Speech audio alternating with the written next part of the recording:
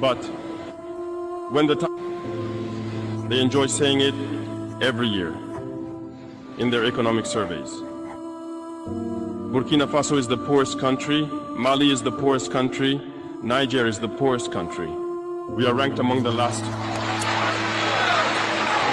Very well, if we are as poor as they say, but when the time came to take responsibility, we asked these masters to leave.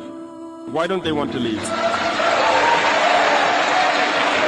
When we take the case of Niger, for over 40 years, some countries have been exploiting uranium to produce energy for themselves.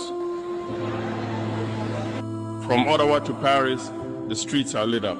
That's the light. But in Niger, it's darkness that is served to us.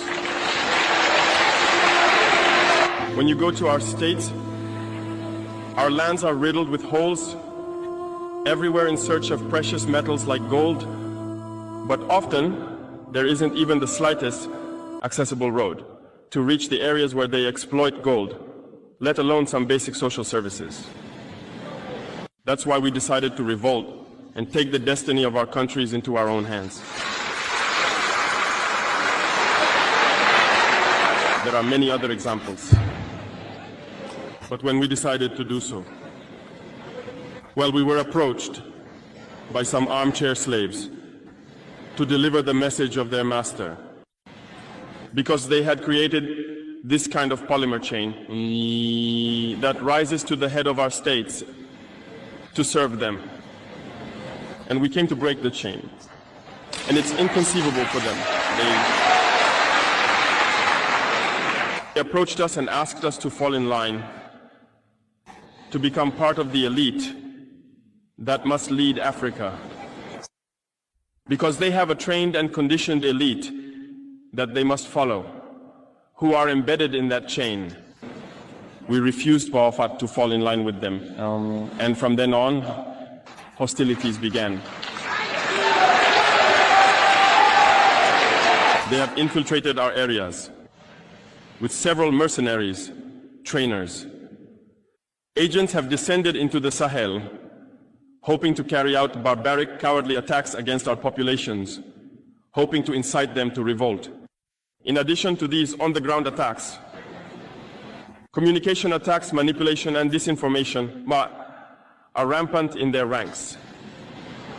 But the people of the Sahel have understood, and never again will they be manipulated. They know where they come from, they know what they are doing, and they know where they are going.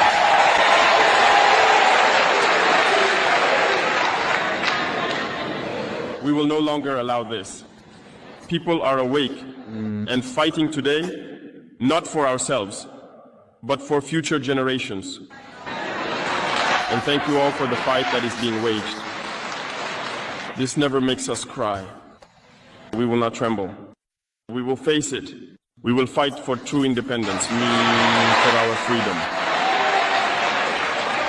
Because to scare the people of AS, these individuals only have 3 terms in their mouths: democracy, freedom, human rights.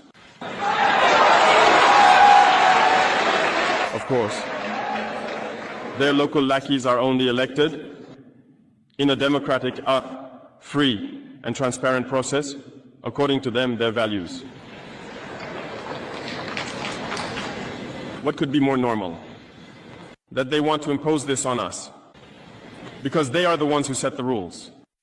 Very well, we have decided to take responsibility for ourselves.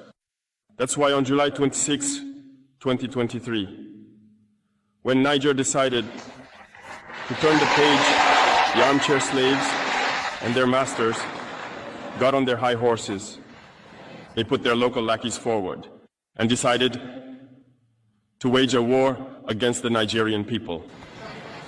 So we said, anyone who dares to attack Niger will face us, because we will wage a relentless war to the last drop of blood against anyone who dares to attack our states.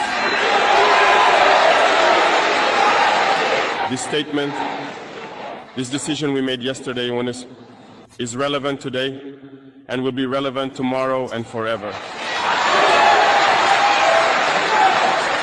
Thus, the AES was born on September 16th, 2023, within a framework of mutual defense.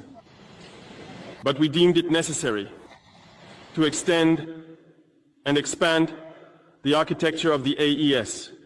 What brings us together today should allow us to venture into other areas beyond defense, notably finance and economy, infrastructure, health, education, and so on. I hope that these moments will be a story